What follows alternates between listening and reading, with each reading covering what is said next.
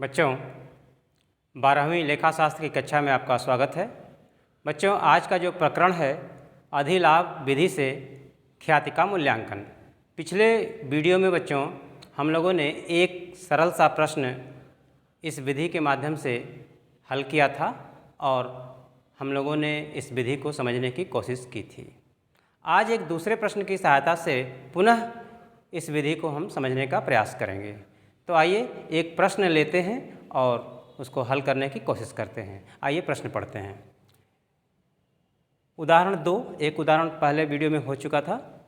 एक साझेदारी फर्म ने गत 5 वर्षों के दौरान निम्नलिखित शुद्ध लाभ कमाया।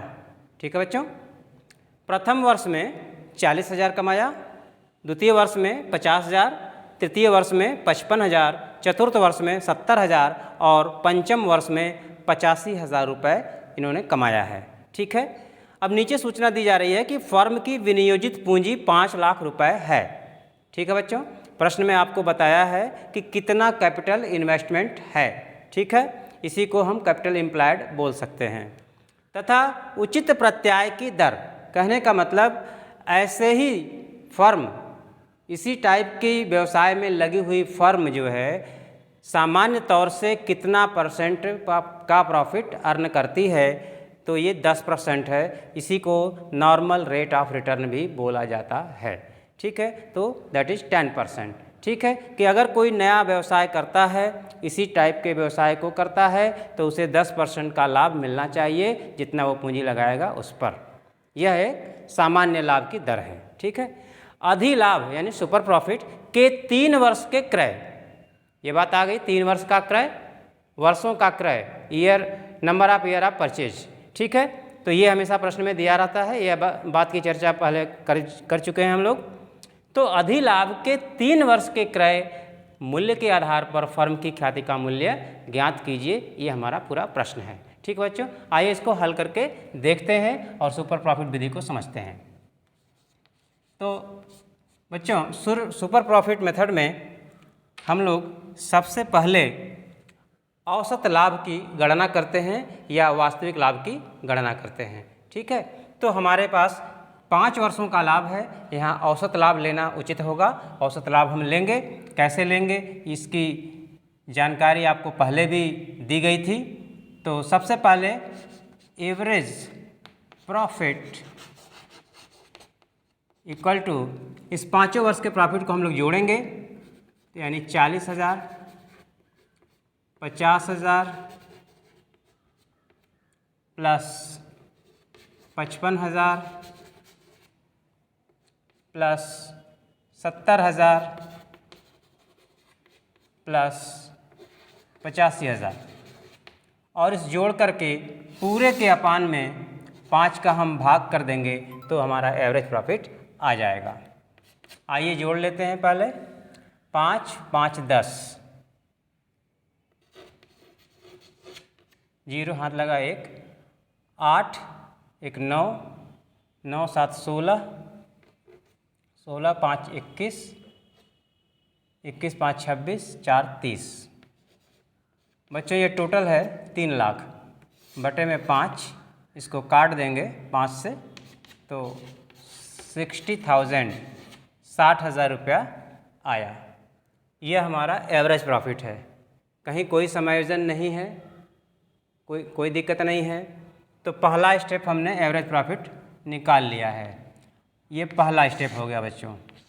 दूसरा स्टेप हमें नॉर्मल प्रॉफिट लेना होता है। नॉर्मल प्रॉफिट, ये आप स्टेप में देख रहे होंगे कि नॉर्मल प्रॉफिट का क्या सूत्र है। पूंजी जितनी लगी हुई है यानी नियोजित पूंजी 5 लाख है और नॉर्मल रेट ऑफ रिटर्न है 10%। ऐसा करके हम ये 50,000 पा जाते हैं, 50,000 रुपया प्राप्त करते हैं। ये 50,000 रुपया हमारा नॉर्मल प्रॉफिट आ गया। ठीक है बच्चों, तो तीसरा स्टेप हमारा होता है सुपर प्रॉफिट का। जब हमारा औसत लाभ आ गया, एवरेज प्रॉफिट आ गया, नॉर्मल प्रॉफिट आ गया, तो सुपर प्रॉफिट बड़े आराम से निकल आएगा। इसमें क्या करते हैं, एवरेज प्रॉफिट से नॉर्मल प्रॉफिट को माइनस कर देते हैं। कहने का तात्पर्य यह है कि उसने आशा किया था या उसे कमाना चाहिए था 50,000, लेकिन वास्तव में वो कमा रहा है कितना, 60,000। तो 10,000 हमारा एक्स्ट्रा प्रॉफिट है। This extra profit is known as super profit, अधिलाभ। तो 60,000 जो हमारा औसत लाभ है और 50,000 जो कि हमने आशा की थी कि इतना ही मिलेगा एक नए व्यवसाय को, जबकि हमारा व्यवसाय पुराना है, इस वजह से हम 60,000 कमा रहे हैं। इसका मतलब है कि 10,000 का सुपर प्रॉफिट यह फर्म अर्न कर रही है। और इसी सुपर प्रॉफिट के आधार पर चौथे स्टेप पर गुडविल का मूल्य निकाला जाएगा। तो गुडविल के मूल्य के लिए सुपर प्रॉफिट यानी 10,000 रुपये, इसको गुणा करेंगे किससे, 3 वर्षों को के क्रय के, 3 वर्षों के क्रय मूल्य, 3 वर्ष का क्रय यानी 3 का हम गुणा करेंगे तो ये 30,000 रुपया बच्चों ख्याति का मूल्य आया। यही ख्याति का मूल्य फर्म की ख्याति कही जाएगी और यही आपका उत्तर भी होगा। ठीक है बच्चों, तो उम्मीद करता हूँ कि अधिलाभ विधि जो है वह इस प्रश्न के माध्यम से और इसके पहले बताए गए प्रश्न के माध्यम से अच्छी तरह से आपको समझ में आ गया होगा। बच्चों, अगली विधि हमारी है पूंजीकरण विधि। ख्याति मूल्यांकन की ये चौथी विधि मानी जाती है। पूंजीकरण विधि यानी कैपिटलाइजेशन मेथड क्या होता है, आइए इसको जान लेते हैं। सबसे पहले बच्चों पूंजीकरण का मतलब हम लोग जानेंगे।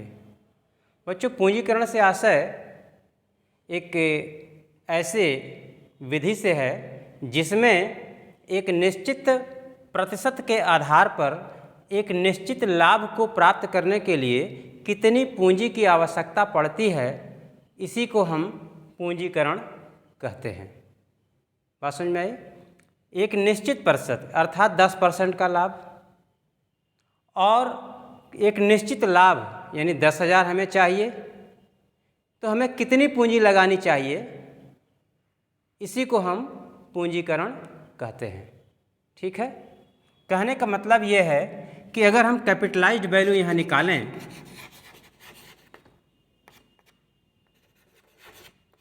कैपिटलाइज्ड वैल्यू,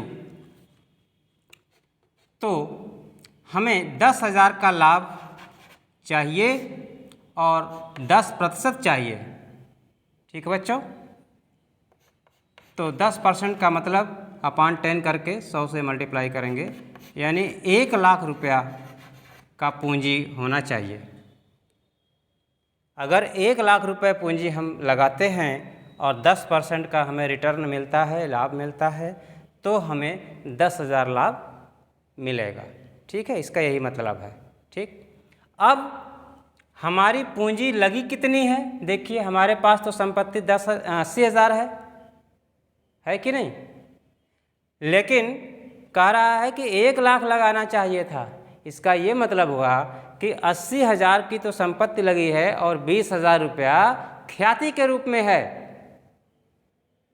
तभी तो हमें 10,000 का लाभ हो रहा है। अन्यथा हमें 80,000 का 10% 8,000 लाभ होना चाहिए था, लेकिन हमें लाभ तो 10,000 हो रहा है। इसका यही मतलब है कि जो डिफरेंस है वो हमारा गुडविल है, वही हमारी ख्याति है।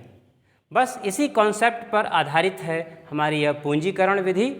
ठीक है बच्चों, और यह पूंजीकरण विधि भी 2 वेरिएंट में है। पहले हम पढ़ेंगे औसत लाभ का पूंजीकरण करके और फिर हम पढ़ेंगे सुपर प्रॉफिट का पूंजीकरण करके, अधिलाभ का पूंजीकरण करके। तो आइए पहले औसत लाभ का पूंजीकरण करके देखते हैं। तो बच्चों, पूंजीकरण विधि में पहली विधि हम समझेंगे capitalisation of average profit method, अर्थात एवरेज प्रॉफिट को हम कैपिटलाइज करके गुडविल का मूल्य निकालना सीखेंगे। ठीक है, इसके क्या स्टेप होते हैं? 4 स्टेप हमने बताया है, आइए इसको पढ़ते हैं। सबसे पहला स्टेप है बच्चों एवरेज प्रॉफिट ज्ञात करना। पूर्व की विधियों में एवरेज प्रॉफिट कैसे ज्ञात की जाती है इसको काफ़ी समझाया जा चुका है, आप उसी तरह से इसको करेंगे। यानी ये जो स्टेप है हमारा, ये पूर्व की भांति हो जाएगा, ये हो जाएगा पूर्व की भांति। आप पहले जैसे करते थे वैसे कर लेंगे। दूसरी बात, normal rate of return NRR की सहायता से एवरेज प्रॉफिट का पूंजीकरण करना। ठीक है, इसको कैसे करते हैं यहाँ पर लिख देता हूँ मैं, कैपिटलाइजेशन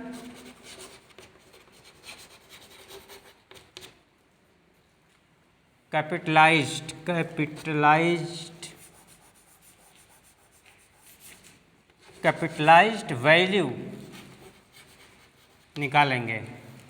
एवरेज प्रॉफिट, तो इसको निकालने के लिए आप यूँ समझिए कि एवरेज प्रॉफिट आप रखेंगे, इसमें भाग करेंगे नॉर्मल रेट ऑफ रिटर्न का और मल्टीप्लाई हो जाएगा 100 का, तो हमारा ये कैपिटलाइज्ड वैल्यू आ जाएगा, यानी पूंजीकृत मूल्य आ जाएगा। ठीक है बच्चों। तीसरा है नेट एसेट का मूल्य ज्ञात करना। ये प्रश्न में दिया भी हो सकता है और निकालने के लिए कुछ सूचनाएं भी हो सकती हैं। तो आइए देख लें, अगर सूचना दिया हो तो क्या हो सकता है। इसमें हम लोग टोटल कैसे निकलेगा, टोटल टेंजिबल एसेट्स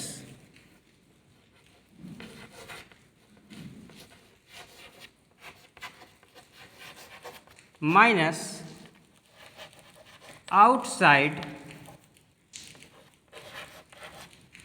लायबिलिटीज। अगर हम इतना कर देते हैं तो क्या आ जाएगा बच्चों, ये हमारा आ जाएगा नेट एसेट। ठीक है। टेंजिबल का मतलब उसमें गुडविल नहीं होगा, कोई फिक्टिशियस एसेट्स नहीं होगा, कोई प्रीलिमिनरी एक्सपेंस नहीं होगा। ठीक है बच्चों, ये सारी चीज़ें उसमें नहीं होंगी। टेंजिबल का मतलब मूर्त संपत्ति चाहिए हमें, तो टोटल मूर्त संपत्तियों को ले लेंगे, उसमें से बाहरी दायित्व, बाह्य दायित्व को घटा देंगे, तो हमारा नेट एसेट्स आ जाएगा। ठीक है, प्रायः प्रश्न में दिया भी रहता है सर। तब हम चौथा स्टेप पर आएंगे, गुडविल का मूल्य ज्ञात करेंगे। कैसे, आइए देखें। सबसे पहले हमने कैपिटलाइज्ड वैल्यू लेनी है, तो capitalised value goodwill equal to capitalised value minus, घटा देंगे क्या, नेट एसेट्स।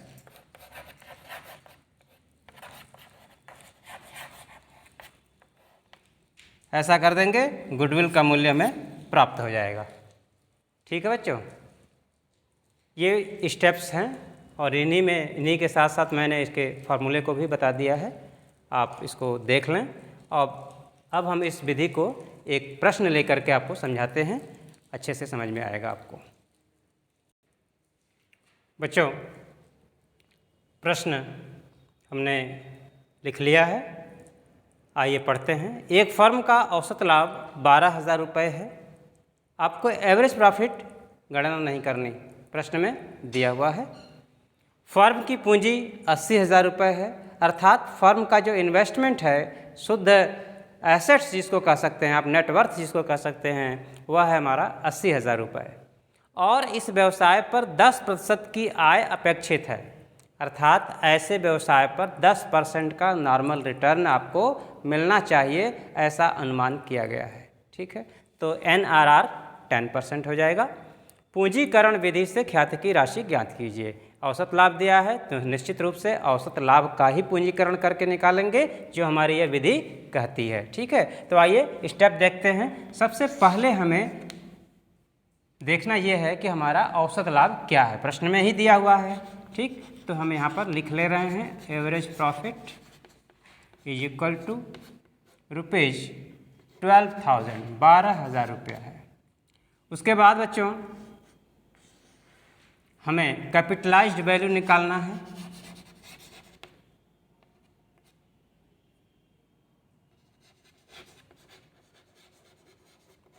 कैसे निकलेगा, हमने लिखा है सेकंड स्टेप में कि नॉर्मल रेट ऑफ रिटर्न की सहायता से हम निकालेंगे।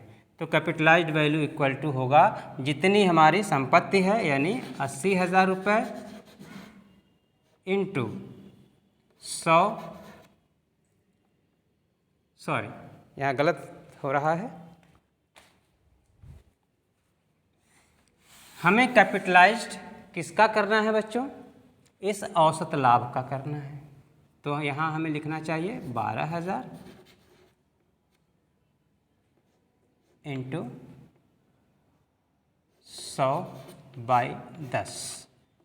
इसमें हम नॉर्मल रेट ऑफ रिटर्न से भाग करते हैं और 100 का मल्टीप्लाई करते हैं, अर्थात 12,000 रुपये 10% के आय से कमाने के लिए कितनी पूंजी की आवश्यकता होगी। तो ऐसा करके हम देखेंगे। तो देखिए इसको काट लीजिए, 1,20,000 रुपये की आवश्यकता हो रही है। 12,000 रुपये कमाने के लिए हमें 1,20,000 रुपये की आवश्यकता है। दूसरा स्टेप हो गया।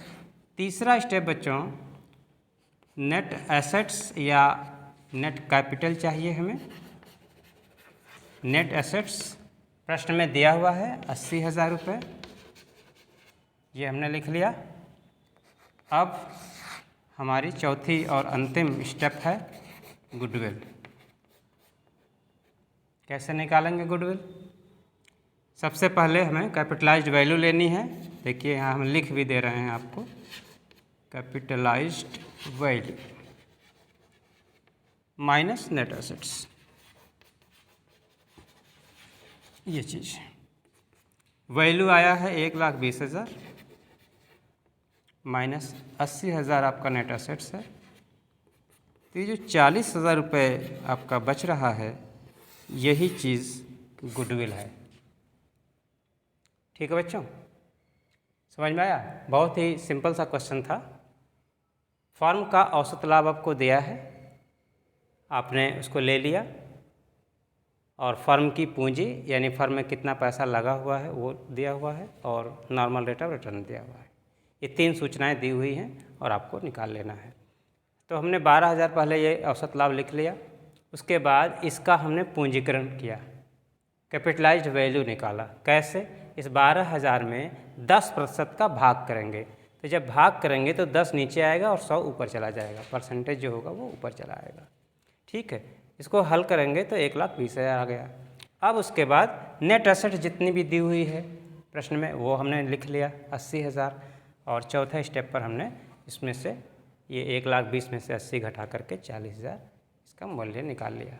तो इस प्रकार गुडविल का मूल्य आ गया। ठीक है बच्चों, अब इसके बाद capitalisation of super profit method हम लोग सीखेंगे, इसका जो दूसरा वेरिएंट है। ठीक है, मैंने बताया था पूंजीकरण विधि 2 वेरिएंट में है, औसत लाभ का पूंजीकरण करके और सुपर प्रॉफिट यानी अधिलाभ का पूंजीकरण करके। और ख़ास बात यह है बच्चों, ध्यान देने वाली बात, कि इन दोनों ही वेरिएंट में ख्याति का मूल्य समान आएगा। ठीक है, दोनों ही विधि से निकालने में ख्याति का मूल्य बिल्कुल समान ही आएगा। आइए हम लोग उस दूसरी विधि को इसी प्रश्न से समझेंगे और उत्तर देखेंगे। याद रखिएगा 40,000 उत्तर आना चाहिए। ठीक है, तो आइए दूसरी विधि को हम देखते हैं, उसका क्या स्टेप है। बच्चों उदाहरण वही है, सिर्फ निर्देश बदल दिया गया है। आइए पढ़ लेते हैं और दूसरी विधि को समझें हम, दूसरे वेरिएंट को। देखिए हमने यहाँ पर स्टार लगा दिया है, यानी प्रश्न हमारा वही है, थोड़ा सा निर्देश हमने सिर्फ चेंज किया है। एक फर्म का औसत लाभ 12,000 है, फर्म की पूंजी 80,000 पहले की तरह है, और इस व्यवसाय पर 10% की आय अपेक्षित है, NRR 10%। अधिलाभ को पूंजीकृत कर ख्याति की राशि ज्ञात कीजिए। पहली विधि में हम लोगों ने औसत लाभ को पूंजीकृत करके ख्याति की राशि 40,000 रुपये निकाली थी, ऐसा हम लोग सीख चुके हैं।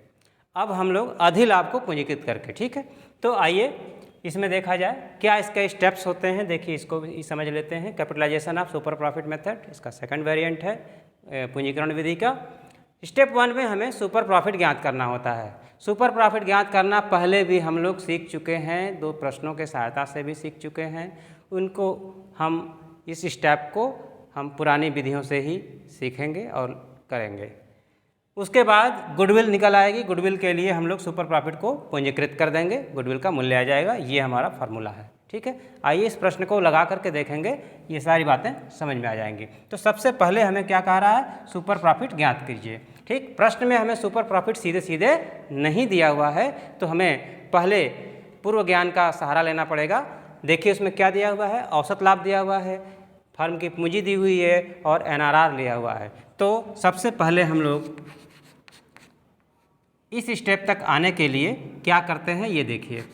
सबसे पहले हम लोग एवरेज प्रॉफिट लिख लेंगे, पता करेंगे कितना है। प्रश्न में दिया हुआ है 12,000 रुपये, ये हमने लिख लिया। अब हमें निकालना क्या है, नॉर्मल प्रॉफिट। नॉर्मल प्रॉफिट ये कैसे निकलेगा, जितनी पूंजी है यानी 80,000 की पूंजी है, उससे नॉर्मल रेट ऑफ रिटर्न का गुणा करेंगे। 10% है, 10/100, इसको हम लोग निकाल लेंगे तो ये 8,000 रुपये आएगा। ठीक है बच्चों, उसके बाद हम लोग सुपर प्रॉफिट निकालते थे। पहले सुपर प्रॉफिट क्या करते थे, इस एवरेज प्रॉफिट से नॉर्मल प्रॉफिट को घटा देते थे। तो नॉर्मल हमारा एवरेज प्रॉफिट है 12,000 और नॉर्मल है 8,000, दोनों का अंतर देखिए 4,000 रुपये। ये हमारा आ गया सुपर प्रॉफिट। ये क्या आ गया, सुपर प्रॉफिट आ गया।